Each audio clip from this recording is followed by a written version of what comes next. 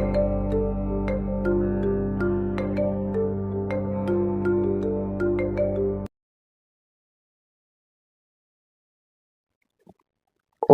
श्री गुरुवे नमः। ओम श्री गुरुवे नमः। ओम श्री गुरुवे नमः। अवेकनिंग इनर सेल्फ चैनल पर आज की इस चर्चा में मैं आप सभी मित्रों का स्वागत करता हूं। आदरणीय मित्रों, आज की हमारी चर्चा का विषय है अग्नि तत्व से कैसे हम अपने जीवन में घटने वाली नकारात्मक ऊर्जाओं के कारण जो घटनाएं घटती हैं उन घटनाओं से बचें। आदरणीय मित्रों, अग्नि तत्व की शक्ति से कैसे हम नकारात्मक नेगेटिव ऊर्जाओं के कारण जो हमारे जीवन में अनचाही घटनाएं घटती रहती हैं, जिनके कारण हम शारीरिक, मानसिक और आर्थिक हानि को उपलब्ध हो जाते हैं, बहुत अपनी हानि कर लेते हैं, उन नकारात्मक नेगेटिव ऊर्जा को अपने जीवन से कैसे हम बाहर विदा करें, विसर्जित करें, और कैसे अग्नि तत्व को हम बढ़ाकर अपनी आत्मरक्षा करें नेगेटिव ऊर्जाओं से, नकारात्मक ऊर्जाओं से। जो हमने हानि उठा ली है नकारात्मक ऊर्जाओं के कारण, नेगेटिव शक्तियों के कारण, हानि को लाभ में परिवर्तित करें। बड़ा महत्वपूर्ण आज का विषय है। हमने अभी तक पृथ्वी तत्व और जल तत्व की ही उपयोगिताओं पर ध्यान दिया है। बाकी जो 3 तत्व हमारे भीतर श्वासों में चलते हैं निरंतर, आकाश तत्व, अग्नि तत्व और वायु तत्व, उन पर हमने विस्तार से चर्चा नहीं की है। प्रत्येक तत्व मनुष्य के जीवन में बहुत बड़ा अर्थ रखता है। यदि अर्थ ना रखता होता तो हमारे इस शरीर के निर्माण में उसका कोई हाथ ना होता। पृथ्वी, जल, अग्नि, वायु और आकाश, इन 5 तत्वों से मनुष्य का शरीर निर्मित है और इन 5 तत्वों से ही यह पूरा ब्रह्मांड भी निर्मित है। आज हम अग्नि तत्व पर प्रकाश डालेंगे, कैसे हम अपने अग्नि तत्व को सक्रिय करके किसी भी प्रकार के दुर्भिक्ष से बच सकते हैं। आदरणीय मित्रों, नेगेटिव और पॉजिटिव दोनों ऊर्जाएं निरंतर इस पूरे ब्रह्मांड में गति कर रही हैं। कभी कभी हमारे ऊपर नेगेटिव ऊर्जा का, नकारात्मक ऊर्जाओं का अधिक प्रभाव रहता है, कभी हमारे भीतर सकारात्मक ऊर्जाओं का अधिक प्रभाव रहता है। और यह नकारात्मकता, सकारात्मकता बहुत कारणों पर निर्भर करती है।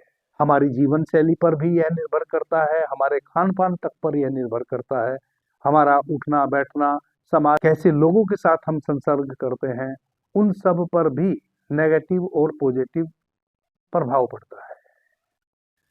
किन्हीं के द्वारा भी कभी कभी नेगेटिव या नकारात्मक ऊर्जा के फोर्स हमारी तरफ छोड़ दिए जाते हैं, जिसको हम तंत्र मंत्र, टोना टोटका इत्यादि कहते हैं। आदरणीय मित्रों, इस जगत में कोई भी चीज ऐसी नहीं है जिसका अस्तित्व ना हो। जब हम टोना टोटका, तंत्र मंत्र की बात करते हैं, वह भी एक ऊर्जा है।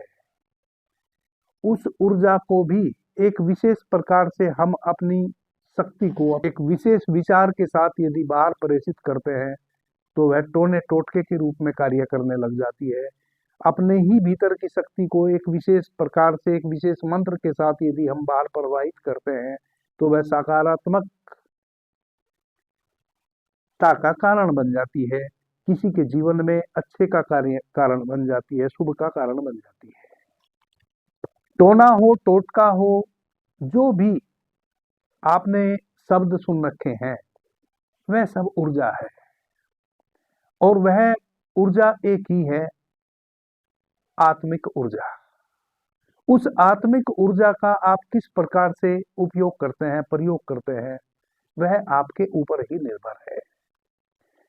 कुछ मनुष्य अपने छोटे से लालच या लोभ में आकर उसी पॉजिटिव ऊर्जा का नेगेटिव रूप में उपयोग करने लग जाते हैं। जैसे किसी भी शक्ति को बांधा जा सकता है। मनुष्य के पास एक ही शक्ति है, वह है आत्मिक शक्ति। अब आत्मिक शक्ति कैसे कार्य करती है? घ्राणेन्द्रिय का जो कार्य है हमारी नासिका कर रही है, वह भी हमारी आत्मिक शक्ति के कारण ही हो रहा है। हम अपने कानों के द्वारा जो बाहर से ध्वनियों को भीतर आत्मसात कर रहे हैं, सुन रहे हैं, वह भी शक्ति के कारण ही हो रहा है। हमारे पूरे शरीर में समस्त हमारी इंद्रियां, समस्त हमारी कर्मेंद्रियां सभी एक आत्मिक शक्ति के कारण संचालित है। उसी आत्मिक शक्ति के और भी उपयोग है। जैसे हम बहुत नकारात्मक प्रयोग कर सकते हैं अपनी उसी आत्मिक शक्ति का, जिसको हम तंत्र मंत्र, टोना टोटका इत्यादि कहते हैं। किसी एक विशेष मंत्र का हम अपने भीतर उच्चारण करते हैं, अपनी शक्ति को बांधते हैं, अपनी ऊर्जा को बांधते हैं और एक विशेष मंत्र की ध्वनि को पैदा करते हुए उस ऊर्जा का बाहर आरोहण करते हैं। किसी भी चीज में, पानी में, मिट्टी में या और बहुत सारी ऐसे पदार्थ हैं जो शक्ति को अपने में ऑब्जर्व कर लेते हैं। किसी भी प्रकार की कोई भी पदार्थ हम ले लेते हैं, राख ले लेते हैं, राख में भी बहुत क्षमता है किसी भी शक्ति को अपने में ऑब्जर्व करने की। पानी में भी बहुत क्षमता है किसी भी शक्ति को अपने में ऑब्जर्व करने की। आपका जो क्लोथ है उसमें भी बहुत क्षमता है अपने में शक्ति को ऑब्जर्व करने की। कई बार तांत्रिक मांत्रिक लोग क्या करते हैं कि आपका जो क्लोथ है, कुछ आपके निकटवर्ती लोग जो आपका दुर्भिक्ष चाहते हैं, जो आपसे किसी कारण से संतुष्ट नहीं है, वह आपके किसी अंतर वस्त्र को उस तांत्रिक के पास ले जाते हैं। वह तांत्रिक एक विशेष मंत्र के माध्यम से आपके उस क्लोथ में उस मंत्र के प्रवाह को कर देता है और वह आपका जो क्लोथ है, जो कॉटन का जो सूती वस्त्र है, वह उस ऊर्जा को अपने में ऑब्जर्व कर लेता है और फिर वह आपका निकटवर्ती व्यक्ति आपके घर में वापस उस वस्त्र को रख देता है। आप उस वस्त्र को धारण करते हैं और नाना प्रकार की फिर जो ऊर्जा तांत्रिक के द्वारा मंत्र के माध्यम से उस क्लोथ में, उस कपड़े में प्रेषित कर दी गई है, वह आपके ऊपर इफेक्ट डालती है। कैसे डालती है? प्रत्येक व्यक्ति का अपना एक अवरा है, अपना एक आभा मंडल है। जैसे ही वह वस्त्र आप धारण करते हैं, वह आपके आभा मंडल को डिस्टर्ब कर देता है। उस मंत्र की शक्ति जो उस वस्त्र में शोषित कर ली गई है और आप उस मंत्र की शक्ति में बंध जाते हैं। आप मानसिक रूप से उन चीजों को सोचने लगते हैं जिन चीजों को सोचने पर आपको विवश किया गया है एक मंत्र की शक्ति के द्वारा। आप उसी प्रकार से सोचने लगते हैं और जब आप उसी प्रकार से सोचने लगते हैं तो आप एक प्रकार से उस व्यक्ति के अधीन हो जाते हैं और आपको पता भी नहीं होता कि आप किसी के अधीन हो चुके हैं। यह सब शक्तियां हैं और इन सब विषयों को मैं बहुत ही सूक्ष्मता से जानता हूं। मैंने बहुत प्रकार की चीजें देखी हैं, ऐसे स्थान देखे हैं जहां आप जाएंगे तो आपको बहुत प्रकार की समस्याएं आना शुरू हो जाएगी केवल उस स्थान पे। आदरणीय मित्रों, आपने प्राचीन कथा सुनी होगी जब श्रवण कुमार अपने अंधे माता पिता को तीर्थ यात्रा के लिए अपने कंधे पर पालकी बना के लेकर निकलते हैं। उत्तर प्रदेश, पश्चिमी उत्तर प्रदेश में मेरठ एक जिला है, डिस्ट्रिक्ट है। मेरठ जिला में अब्दुल्लापुर एक गांव है, जहां पे अब्दुल्लापुर नाम से एक जेल बनी है जहां कैदियों को रखा जाता है।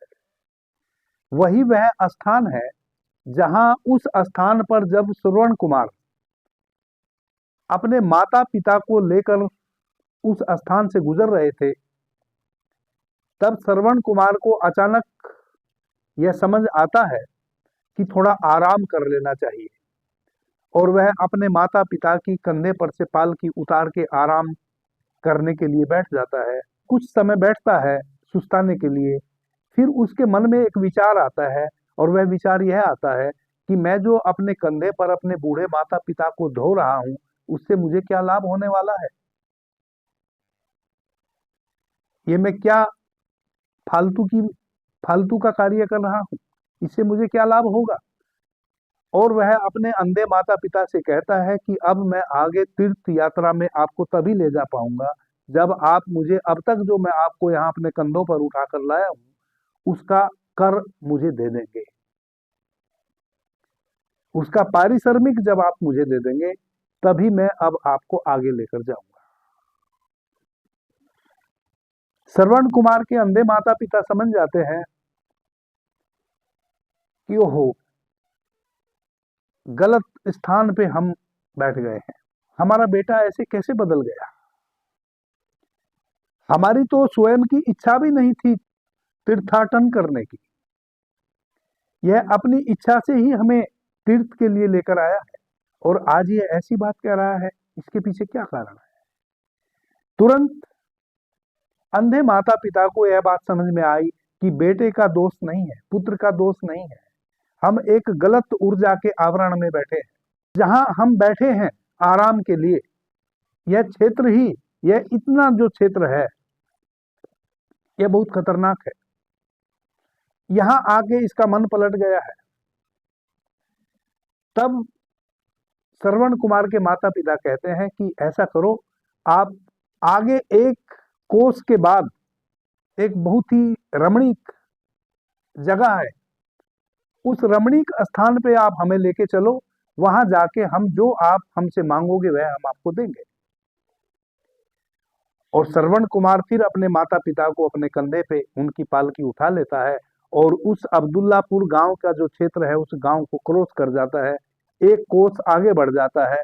तब श्रवण कुमार के माता पिता श्रवण कुमार को कहते हैं कि अब वह रमणीक स्थान आ गया है, जहां भी पानी का कोई स्रोत मिले वैसे स्थान पे आप हमें, वैसे स्थान पे आप रुको, हम वहां जल ग्रहण करेंगे और आपकी उस इच्छा की पूर्ति करेंगे जो आपने पीछे व्यक्त की थी कि मुझे क्या मिलेगा, मेरा पारिश्रमिक के रूप में आप मुझे क्या देंगे।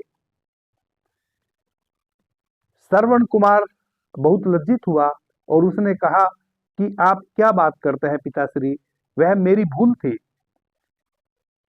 मैं आपको तीर्थ यात्रा करा सकूं और उसमें पूर्ण उतर सकूं, यही मेरे लिए सबसे बड़ा पारिश्रमिक होगा। जिस कार्य हेतु मैं आपको लेके निकला हूं वह कार्य पूर्ण हो जाए, मैं आपको तीर्थ करा सकूं, मेरे लिए इससे बड़ा और क्या पारिश्रमिक हो सकता है, वह मेरी भूल थी।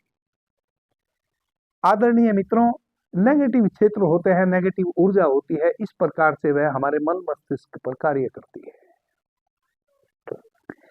आज भी आप देखो वह जो स्थान है मेरठ में, वह इतना नेगेटिव है कि वहां आज भी जो जेल बनी है वह जेल कहीं और भी बन सकती थी, लेकिन वह नेगेटिव स्थान है, वह सोचने पर विवश कर दिया उन लोगों को जिनको वहां जेल की स्थापना करनी थी मेरठ के अंदर।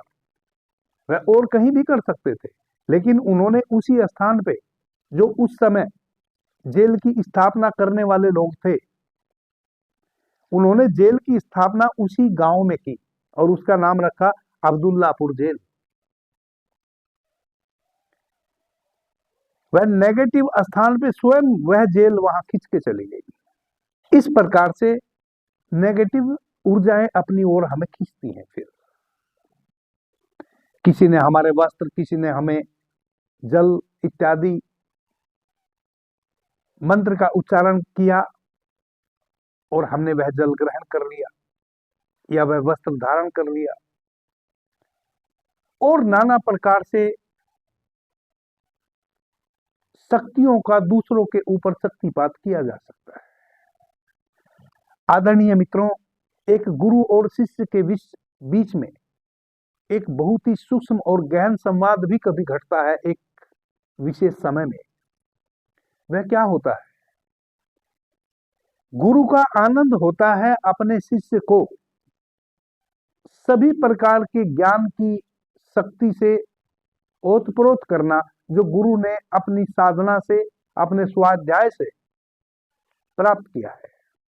और शिष्य के ऊपर निर्भर करता है कि वह अपने गुरु के उस भीतर के ज्ञान को कैसे अधिक से अधिक उससे बुलवा ले, कहलवा ले और आत्मसात कर ले।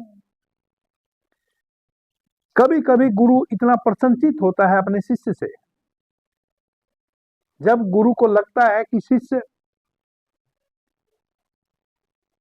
ग्राहक है, सच में सीखना चाहता है, सच में रिसीवर है, तब कभी कभी गुरु शिष्य पर अपनी ऊर्जा का शक्तिपात भी करता है। वह जो पॉजिटिव वे में एक गुरु अपने शिष्य पर शक्तिपात करता है ऊर्जा का, वही एक तांत्रिक नेगेटिव वे में किसी के ऊपर उस ऊर्जा का शक्तिपात करता है। यही है तंत्र, मंत्र, टोना और टोटका। और यह अधिक करने वाले लोग हैं। एक गुरु और शिष्य के बीच में तो मुश्किल से लाखों करोड़ों में एक घटना घटती है कि कोई वैसा गुरु हो या कोई वैसा रिसीव करने वाला शिष्य हो। लाखों करोड़ों में एक घटना कभी घटती है कि कोई गुरु अपने शिष्य को शक्तिपात कर दे, क्योंकि वैसे शिष्य का होना अनिवार्य है जो उस समय उस अपने गुरु की उस ऊर्जा को आत्मसात कर ले, संभाल सके इतनी घनी ऊर्जा को। वैसे करुणामयी गुरु का होना भी बहुत अभावपूर्ण है। वह भी कोई लाखों करोड़ों में कोई एक कहीं मिले तो मिल जाए, लेकिन नेगेटिव नकारात्मक तरीके से शक्ति का दूसरों के ऊपर पात करने वाले लोगों की कोई कमी नहीं है। हर गली में, हर नुक्कड़ पे एक मिल जाएगा आपको, हर गली में, हर मोहल्ले में एक कोई मिल जाएगा। जिस समाज में हम रहते हैं, हमारे उस समाज में ही, जिस समाज में हम रहते हैं और एक दूसरे के कारण ही हम समाज में रहते हैं, और वही एक दूसरे को हमारा ही समाज निरंतर अपने क्षणिक लाभ के लिए हानि पहुंचाने का भी कार्य करता है। बड़ी उलटबासी है। हम कहीं घर बनाते हैं, जाके महंगी से महंगी जमीन खरीदते हैं किसी शहर में, किसी गांव में, क्योंकि अकेला कहीं जंगल में घर बना के रहना मुश्किल है। और सभी लोग वैसा कर रहे हैं, इस कारण से ही बड़े बड़े गांव, बड़े बड़े शहर बस गए हैं, क्योंकि अकेला रहना मुश्किल है, समूह में रहना आसान है। और वही समूह अपने क्षणिक लाभ के लिए एक दूसरे को इस प्रकार की हानि भी पहुंचाने का कार्य करता है।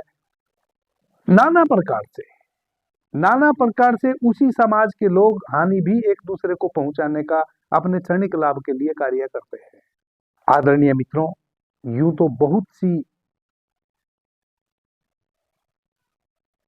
ऐसे उपाय हैं जिन उपायों को करने से आप इस प्रकार की वृत्ति वाले लोगों के द्वारा नेगेटिव ऊर्जा का शक्तिपात, नकारात्मक ऊर्जा का शक्तिपात आपके ऊपर यदि किया गया है, उससे आप बच सकते हैं, उसको आप खंडित कर सकते हैं,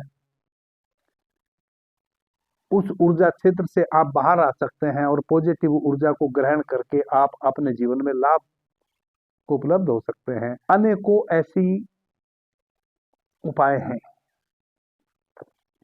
आज हम एक बहुत महत्वपूर्ण उपाय पर चर्चा करेंगे, जो समझो कि इस उपाय को यदि आपने कर लिया तो आपके जीवन में कितना भी बड़ा कोई तांत्रिक हो, कितना भी शक्तिपात करने की कोशिश करे, आपका या आपके परिवार का वह कुछ भी नहीं बिगाड़ पाएगा।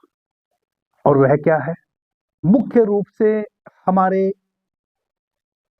भीतर 3 नाड़ियां हैं, ईड़ा, पिंगला और सुषुम्ना। ईड़ा नाड़ी चंद्र नाड़ी, पिंगला नाड़ी सूर्य नाड़ी। और जब दोनों नाड़ी यानी कि दोनों जब दोनों नाड़ियों से हम बराबर श्वास भीतर लेते हैं और बराबर श्वास बाहर छोड़ते हैं, वैसी अवस्था में हम उसको कहते हैं सुषुम्ना नाड़ी।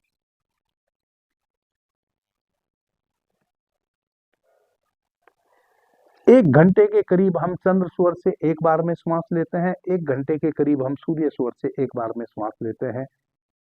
निरंतर हमारे स्वर बदलते रहते हैं और इस बीच में जब एक स्वर दूसरे स्वर में परिवर्तित होता है, कुछ श्वासें 12 से 13 श्वासें हम दोनों नासिका से लेते हैं और दोनों नासिका से छोड़ते हैं।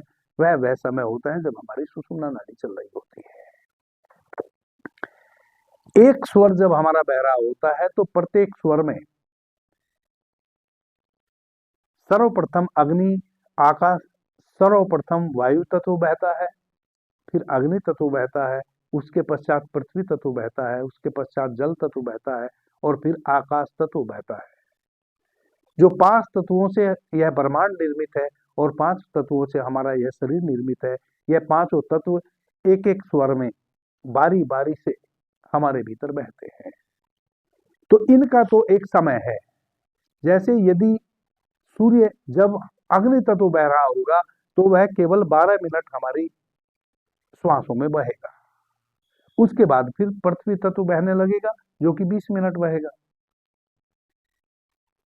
हमें अग्नि तत्व को बढ़ाना है, उसकी साधना करनी है, उसकी साधना करके अग्नि तत्व को पहले बढ़ाना है। अग्नि तत्व को बढ़ा के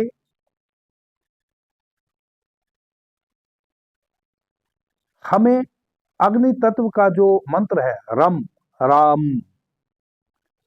उसका उच्चारण करते हुए अपने भीतर वह शक्ति उत्पन्न करनी है जो किसी भी प्रकार की नेगेटिव, नकारात्मक,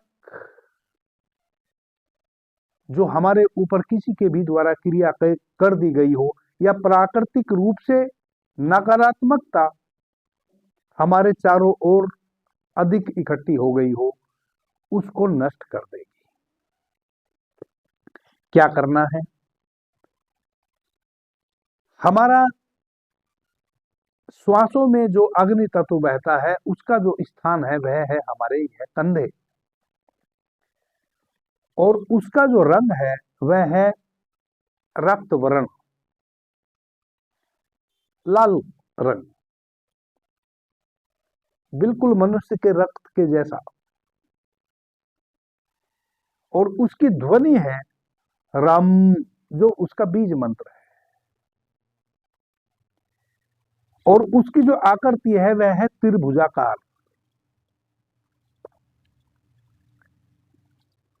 हमें एक मीटर का कपड़ा ले लेना है ब्लैक कलर का,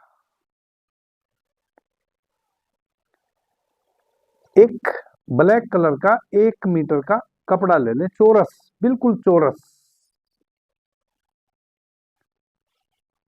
1 मीटर लंबा 1 मीटर चौड़ा चौरस कपड़ा ले लें 1 मीटर। उस चौरस कपड़े के बीचों बीच एक त्रिभुजाकार कपड़ा काट लें, उसके अंदर एक त्रिभुजाकार हमने यंत्र बनाया कपड़े का ही, रक्त वर्ण का। उस रक्त वर्ण के त्रिभुजाकार यंत्र को, जो कि हमने कपड़े से ही बनाया है, उस पर पेस्ट कर देना है उस 1 बाई 1 मीटर का जो ब्लैक कलर का, जो काला रंग का हमने कपड़ा दिया है, उसको बना लेना है पताका। वह हमारा बन गया पताका, ध्वजा। उसको ध्वजा की तरह एक तरफ से सिलवा लेना है। इस प्रकार से इस पताका को आप तैयार करके अपने पास रख लें।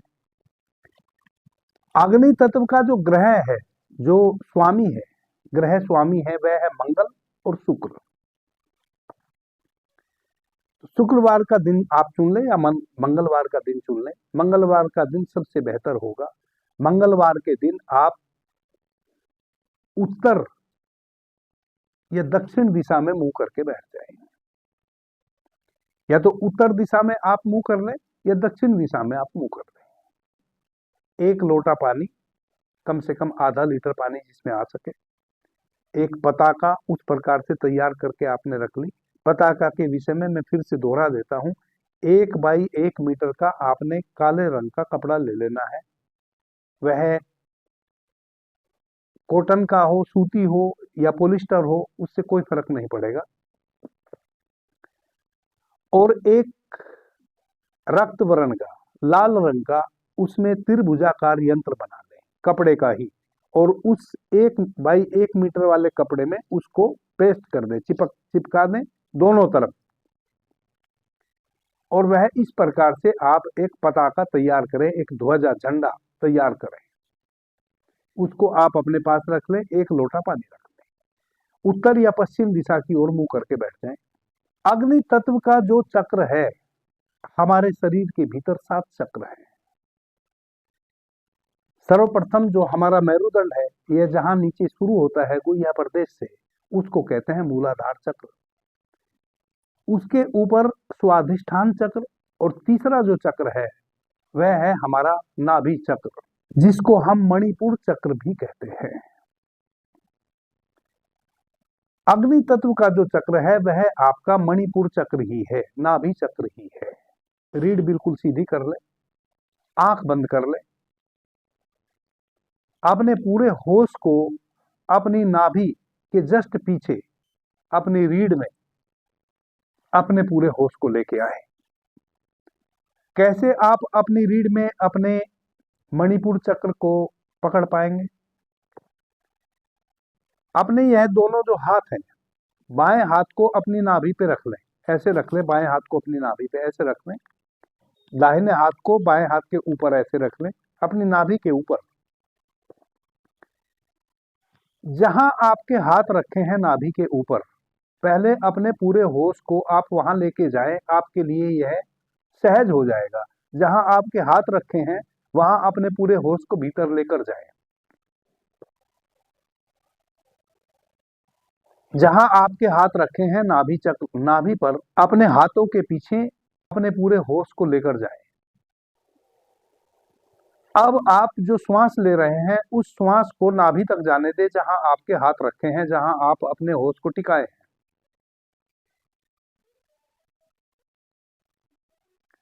7-8 श्वासें जब आप इस प्रकार से लेंगे, जहां आपके हाथ रखे हैं केवल वहीं तक श्वास जा रही है और वहीं से श्वास वापस लौट कर आ रही है। आपका पूरा होश, आपका पूरा ध्यान, आपका पूरा अवधान, आपकी पूरी अवेयरनेस उस पॉइंट पे वहां टिकी है। आप देखेंगे कि आप बिल्कुल शांत हो गए और आपको अपने भीतर उस नाभि चक्र का, मणिपुर चक्र का एहसास होने लगेगा। अब आप अपने हाथों को भैरव मुद्रा में वापस अपनी गोद में ले आए, होश को, अपने ध्यान को वहीं लगाए रखें, अपनी नाभि के पीछे मणिपुर चक्र में।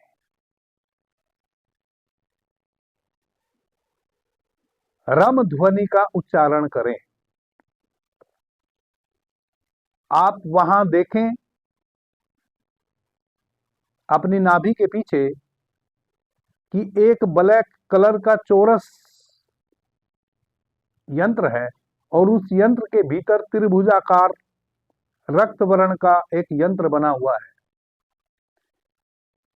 लाल रंग का एक त्रिभुजाकार यंत्र है, उसका ध्यान करें। और उसका ध्यान करते हुए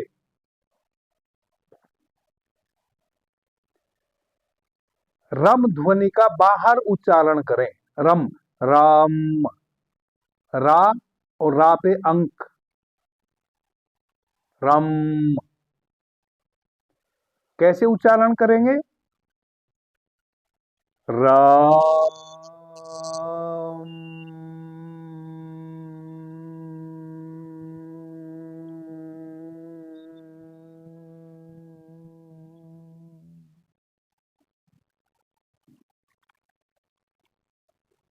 राम।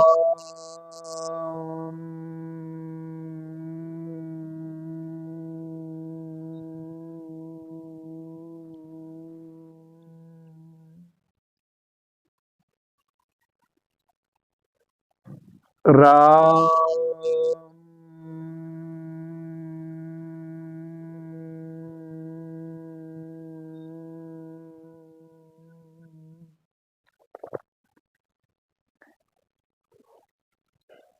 भीतर अपनी नाभि के पीछे मणिपुर चक्र में आप त्रिभुजाकार एक लाल रंग का यंत्र है, वहां उस यंत्र को आप देख रहे हैं, अपने होश को वहां टिकाए हैं और रम उसका बीज मंत्र है। उस यंत्र का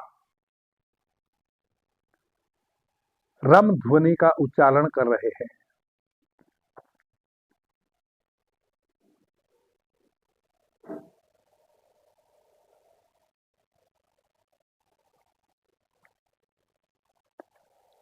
इक्कीस टाइम आप इस प्रकार से रम ध्वनि का उच्चारण करें।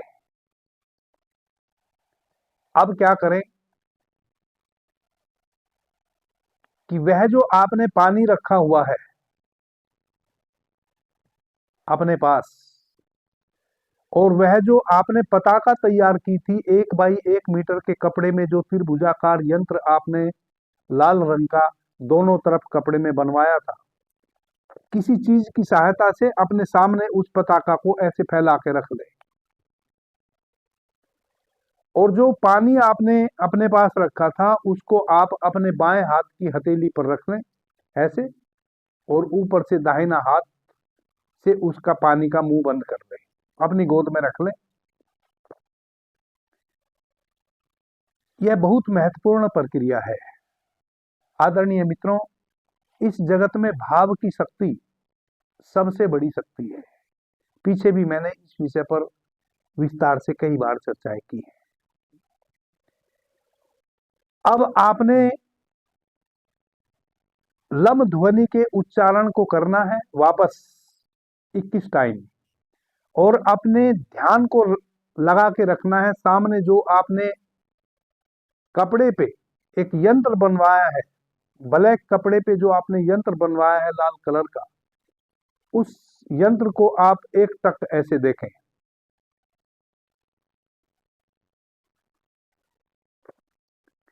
और भाव करें कि आपकी आंखों से जो मंत्र की ऊर्जा है, जो आप मंत्र का उच्चारण कर रहे हैं, उसकी ध्वनि आप जो पानी अपने हाथ में रखे हुए हैं वह पानी ऑब्जर्व कर रहा है, और आपकी आंखों से उस ध्वनि की शक्ति प्रकाश रूप में, ध्वनि जहां है वहां प्रकाश है, प्रकाश जहां है वहां ध्वनि है, ध्वनि और प्रकाश दोनों एक दूसरे के पूरक हैं। तो आपकी आंखों से रम मंत्र की जो ध्वनि का प्रकाश उमग रहा है, वह उस क्लॉथ में उसका आप शक्तिपात कर रहे हैं। मुंह से आप रम ध्वनि कर रहे हैं और आंखों से उस रम ध्वनि का ही शक्ति प्रकाश रूप में उस पताका पर पड़ रही है सामने, और वह पताका उस रम ध्वनि को ऑब्जर्व कर रही है। 21 टाइम आप अपने मुंह से फिर से रम ध्वनि का उच्चारण करें, उस पताका पर सामने अपना ध्यान केंद्रित करें। जो ध्वनि है वह आपका जल अपने में ऑब्जर्व कर रहा है, और जो आंखों के माध्यम से प्रकाश तरंगे हैं वह सामने जो पताका है वह अपने में उस ऊर्जा को ऑब्जर्व कर रही है। रम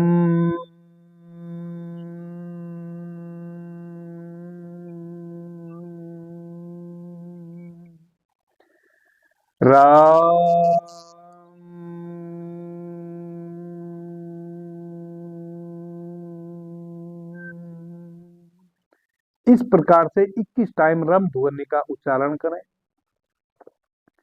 अब उच्चारण करना बंद कर दें, ध्यान उस वस्त्र पर ही रहे जो आपने पताका तैयार की है। भाव करें कि मैंने अग्नि तत्व की ऊर्जा, आंख खुली रखें, उस वस्त्र पे ही सामने अपने ध्यान को रखें, जो जरा सा भी ध्यान इधर से उधर ना भटकाएं। देखें कि आपके चारों तरफ एक राम ध्वनि के उच्चारण से जो शक्ति का आविर्भाव हुआ है, आपके चारों तरफ उसने एक आवरण बना लिया है, एक घेरा बना लिया है, और जो भी विजातीय शक्तियां किसी के भी द्वारा किसी भी रूप में आपके आवरे को डिस्टर्ब कर रही थी, आपका जो आवरा है,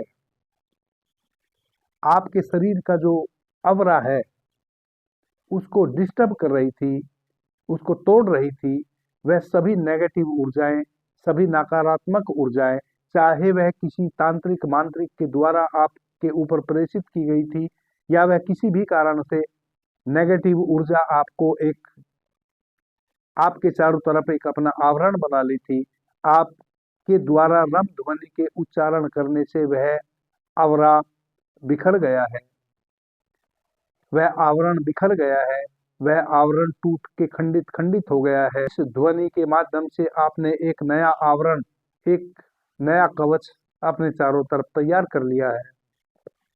भाव करें कि यह कवच जो तैयार मैंने कर लिया है, इस कवच को अब दुनिया की कोई भी शक्ति तोड़ नहीं पाएगी।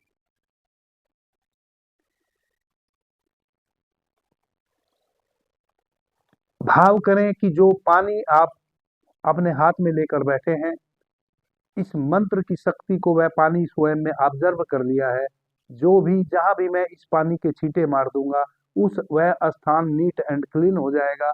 किसी भी प्रकार की नेगेटिव नकारात्मक ऊर्जा, चाहे वह किसी भी कारण से व्याप्त थी, वह सब वहां से नष्ट हो जाएगी, वह सब आवरण वहां से उसका बिखर जाएगा और एक नया शक्तिपात होगा, एक नई आभा वहां जन्म लेगी, एक नई ऊर्जा का वहां आविर्भाव होएगा, जहां भी मैं उस पानी को छींट दूंगा। अपने घर के ऊपर मैं इस पताका को लगाऊंगा। जहां तक भी यह पताका दिखेगी, जब तक यह पताका मेरे घर के शिखर पर रहेगी, तब तक कोई भी नेगेटिव वृत्ति मेरे घर में प्रवेश नहीं कर पाएगी। आदरणीय मित्रों, अपने घर के उत्तर या दक्षिण दिशा के कोने में अब छत पे आप इस पताका को ऊपर बांध दें। एक बांस की लकड़ी ले लें, उस लकड़ी में पूरे अच्छे तरीके से इस पताका को आप ऊपर बांध दें। जब तक यह पताका खंडित नहीं होती है, तब तक किसी भी कीमत पे आपके उस घर में जहां भी आप निवास करते हैं, किसी भी तांत्रिक मांत्रिक के द्वारा कोई क्रिया कभी भी नहीं की जा सकती, और यदि की थी वह सब नष्ट हो जाएगा। अब जो आपके पास पानी बचा, उस पानी को आप और अधिक पानी में उसका डाइल्यूशन कर ले। आधा लीटर पानी अभी आपने तैयार किया है। इस प्रकार से आप अपने घर में 10-50 लीटर पानी में भी इस पानी को डाल देंगे तो वही शक्ति उस पानी में भी उत्पन्न हो जाएगी। अपने परिवार के सभी सदस्यों को इस भाव के साथ उस पानी का आप याचमन कराएं कि उनके भीतर जो भी नेगेटिव वृत्तियां हैं, उनका जो आवरा है, उनका जो आभा मंडल है, उस आभा मंडल के भीतर जो भी नकारात्मक ऊर्जाएं संग्रहित हो गई थी, वह सब विसर्जित हो गई हैं और एक नई ऊर्जा का आवरण हमारे भीतर तैयार हो गया है। इस भाव से प्रत्येक सदस्य को आप उस पानी का आचमन कराएं। अपना खेत, अपना खलिहान, अपना घर, अपनी दुकान, जहां भी आपका जो भी व्यवसाय है, आप अपने पूरे घर में चारों तरफ उस पानी के छींटे लगा दें। जो भी नेगेटिव नकारात्मक ऊर्जा किसी भी रूप में आपके घर में प्रवेश कर गई थी, किसी क्लोथ के रूप में, किसी भी रूप में, किसी के भी द्वारा, वह सब बिल्कुल समाप्त हो जाएगी। आपका घर नीट एंड क्लीन हो जाएगा, पवित्र हो जाएगा। एक एक चीज घर की पवित्र हो जाएगी। आप पानी से पूरे घर को पानी की धारा से बांध दीजिए। जब कभी आपको लगे कि दोबारा इस प्रयोग को कर लेना चाहिए, फिर कभी किसी भी माह के शुक्रवार में या मंगलवार में आप इस प्रयोग को दोहरा सकते हैं। नहीं तो जब तक आपकी वह पताका ऊपर सुरक्षित है, तब तक आपका कुछ भी नहीं बिगड़ेगा। जिस दिन आपको लगे कि पताका फट गई है या गंदी हो गई है, धूमिल हो गई है, फिर आप इस प्रयोग को करें, नई पताका को फिर स्थापित कर दें। इस पूरे प्रयोग को दोहराते हुए नई पताका को दोबारा स्थापित कर दें। इस प्रकार से आपके जीवन में किसी भी प्रकार का दुर्भिक्ष नहीं घट सकता। आप किसी भी प्रकार की नकारात्मक वृत्तियों से बच सकते हैं। आदरणीय मित्रों, परमात्मा ने हमें नीट एंड क्लीन ही बनाया है। प्रत्येक मनुष्य परमात्मा की कृति है। परमात्मा कभी भी हमें गड़बड़ नहीं बनाता, हम गड़बड़ हो जाते हैं। जब तक हम इस देह में हैं और हम अपने भीतर उस आत्म तत्व को जानने का प्रयास नहीं करते हैं, जिसको ऋषियों ने, मनुष्यों ने एक चेतन तत्व आत्मा कहा है, तब तक मनुष्य की वृत्ति यही है कि मनुष्य अधिक से अधिक लालची है, लोभी है, कामी है, क्रोधी है, अहंकारी है। अपने अहंकार को पुष्ट करने के लिए, अपने लोभ को पुष्ट करने के लिए नाना प्रकार के वितंगड़ मनुष्य करता रहता है। उससे बचने का ही यह एकमात्र उपाय है। और चूंकि यह वितंगड़ तो तब तक मनुष्य करता रहेगा जब तक वह आत्मोन्मुख ना हो जाए, जब तक वह आत्म स्वावलंबी ना हो जाए। आत्म स्वावलंबी से मेरा अर्थ है जब तक वह अपनी पूरी ऊर्जा को, अपनी आत्मा को जानने में ना लगा जाए। जैसे ही आत्मोन्मुखी कोई मनुष्य होता है, तैसे ही उसके भीतर से अहंकार, द्वेष, घृणा धीरे धीरे विलीन होने लगती है। वह बिल्कुल क्लीन हो जाता है। वह उस अवस्था में आ जाता है जिस अवस्था में परमात्मा ने उसको पैदा किया था। बिल्कुल नेचुरल, नेचग्रिक, एक छोटे नवजात शिशु की तरह, जो किसी की भी तरफ मुस्कुरा कर देख लेता है, जिसको किसी से भी घृणा नहीं होती। ये सारी चीजें पनपती हैं घृणा में, लोभ में, अहंकार में और मोह में। आप इस चर्चा को सुनेंगे, अपना कमेंट मुझे जरूर देंगे। किन्हीं मित्रों को यदि अत्यधिक समस्या है इस प्रकार की, तो वह अपने कमेंट में बताएगा। तो मेरे पास और दूसरे उपाय भी हैं जो मैं बताने की कोशिश करूंगा। आपके जीवन में किसी भी प्रकार का दुर्भिक्ष ना घटे, ऐसी मैं परमपिता परमात्मा से प्रार्थना करता हूं। अभी के लिए इतना ही। आपने मुझे ध्यान से, प्रेम से सुना, उससे मैं बहुत अनुग्रहित हूं। सभी मित्रों को मेरा प्रणाम, धन्यवाद। हर हर महादेव।